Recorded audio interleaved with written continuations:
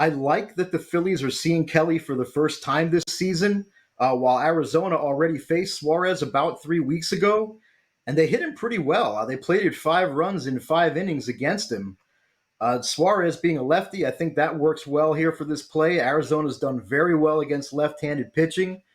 They own a 113 WRC plus against lefties at home, and a 132 WRC plus against lefties over the last 2 weeks. So it's no surprise to me that they drilled Suarez last month, or the fact that they're 5-1 as a home favorite against left-handed starting pitchers this season. I mentioned Suarez. He's made 2 career starts in Arizona, and they didn't go too well for him. He produced a 5.40 ERA and a 2.28 WHIP in those 2 starts. And that sky-high WHIP tells me that Suarez probably should have given up even more runs than he did in those games. On the other side, Merrill Kelly just gave up 3 runs in Detroit in his last start, which isn't a big deal.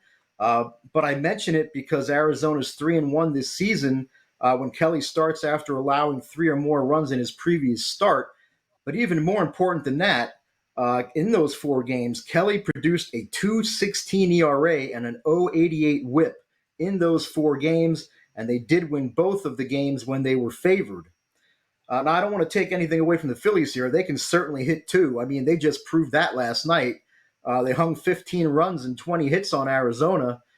But the Phillies have scored double-digit runs in a series 2 other times this season, and they only averaged 3 runs in the following game. And both of those games were at home, where you'd expect that offensive explosion to carry over, and it didn't. The Phillies are just 1-4 this season as road underdogs under the lights against a right-handed starting pitcher.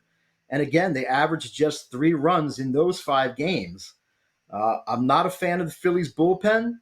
Arizona should have its best bullpen arms ready to roll tonight. So I think Arizona is a solid play in the game tonight.